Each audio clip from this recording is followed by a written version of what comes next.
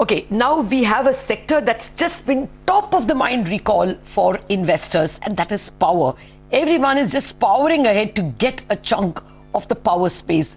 What's keeping the space ticking so much? We're getting perhaps the biggest man in the industry, Praveer Sinha, Managing Director and CEO of Tata Power, joining in to discuss the FY22 outlook and more importantly, the opportunity from renewables. Good morning, Mr. Sinha. Thank you very much indeed for joining us. Well, first of all, can you tell us your renewable plans? You had given us a plan up to 2030, but anything advanced now? Good morning, Lata, and thank you for having me on the show. On the renewable plan, our status remains the same. So we are examining all options, and we are doing a whole lot of detailed analysis, and we will be coming with our decision on this, and at that stage we will be able to share with you what is the roadmap that we have set for ourselves. But as we had mentioned, we have huge plans of growth in the renewable, whether it is in the EPC or manufacturing or utility scale, where we have said that we'll become 15 gigawatt by 2025, rooftop solar and solar pumps. So our plans are very ambitious and very aggressive, I would say, and we are committed to clean energy and green energy. Mr. Sinha, one issue was bothering me. Reliance has announced some major plans to enter, but they are not going to produce energy. From what they announced, it looks like they're going to produce everything up to someone buying from them the entire equipment and the EPC service. How does that change the game for you? Would you use their services? Is that how it is? They're not in competition. We don't have any details of their plans. So only once we know what is their roadmap and what is the timeline in which they will be coming. But as I had mentioned to you earlier also, there is huge opportunity. 450 gigawatt is a huge capacity which will be set up till 2030.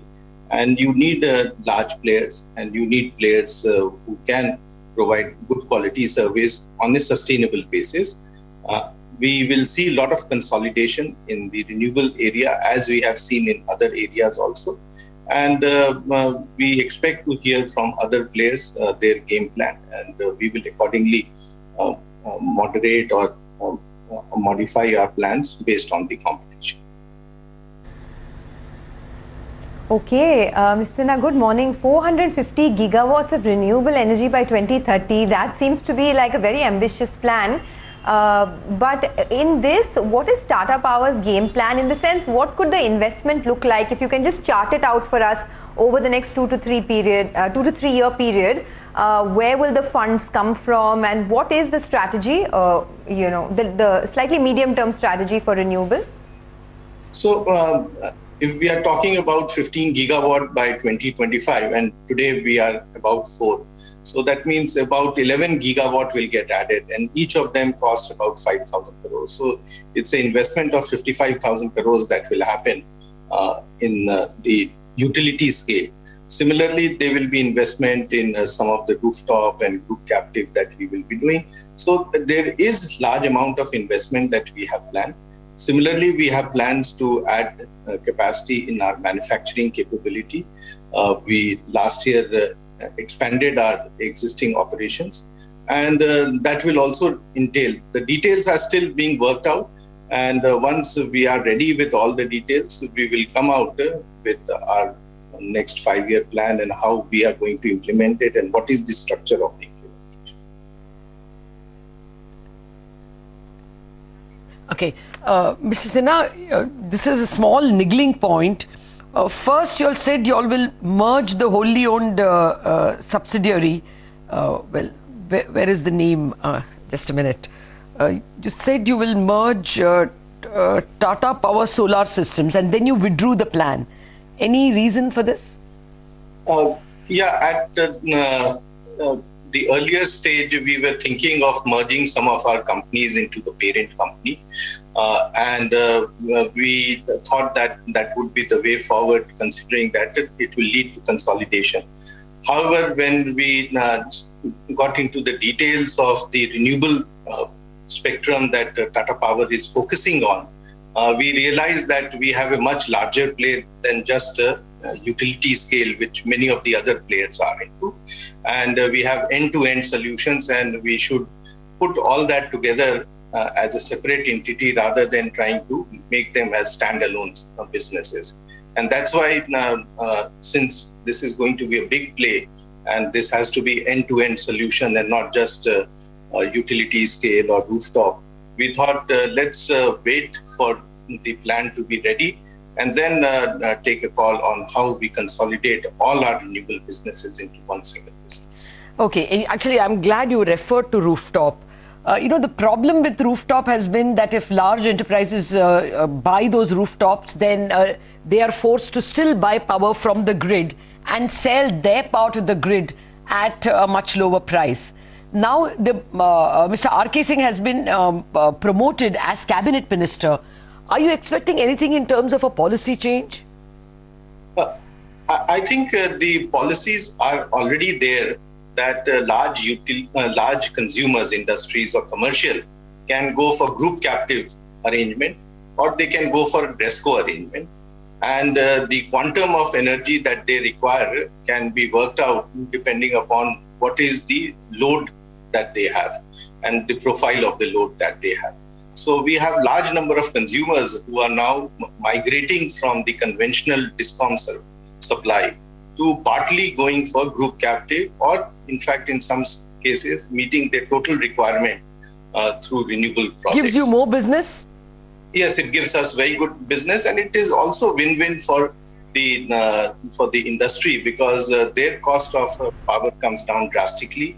Also, their fixed cost and other costs that they need to pay, that also reduces drastically. So it's a great win-win for all the stakeholders. Even for the utilities, it is a win-win in the sense that while these are paying consumers and they go away, but the peak power that they would otherwise have been procuring, that gets reduced in the long run. So it's a very good solution, and we do expect that once the RPO obligation is fully implemented, which is part of the Electricity Act amendment, and it's good that the present Power Minister has been elevated as a cabinet minister. He'll be able to drive many of these initiatives which will bring about the sectoral changes in the power sector, and also especially in the renewable sector. Okay, coming back to Tata Power's own plans, you said earlier that 11 gigawatts is what you plan to add over the next many years, and for that there will be an investment of 55,000 crores on the whole in the utility space. Can you just tell us about what this would do to your debt, because the company is already sitting on debt of over 30,000 crores.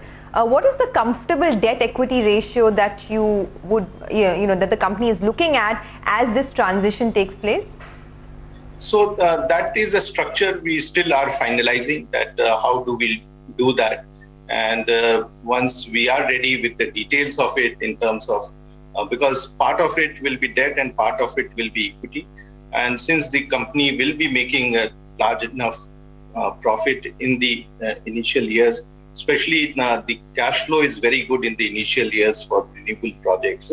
So it will be able to a very large extent, able to meet the obligations of debt repayment. So I think the plan will consider the overall debt numbers. It will also consider the overall financial metrics on debt equity as well as debt EBITDA. And to that extent, we will ensure that we have enough profit in the company and cash flow in the company to take care of the obligations that we will have because of the higher debt. Okay, we are running out of time, but I have to squeeze in two questions on two important verticals we didn't even touch. Odisha Discom, what is the date of profitability or the quarter of profitability? And more generally, are you seeing any Discom opportunities on the annual privatization? Odisha Discoms have been doing very well. As you know, that we had only taken one of them about a year back, and the other two we took only on 1st January, and this last one on 1st of April. Initial results are very good, much better than what we had planned and when we had bid for these projects. And we do expect that these companies will make profit in this year and also in subsequent years, though we had initially anticipated that they would not make profit in these years. We expect that the Electricity Act amendment will happen in the monsoon session.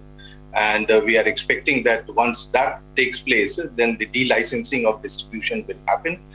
As the biggest distribution company in the country, we are very confident that we will go to many number of cities and many states in the country where we will be the second supplier of electricity, and also bring in better customer value and customer value added services as we have been doing in Mumbai and other places. Yeah, if the word delicensing can be used and we have such a thorough change, it'll be great.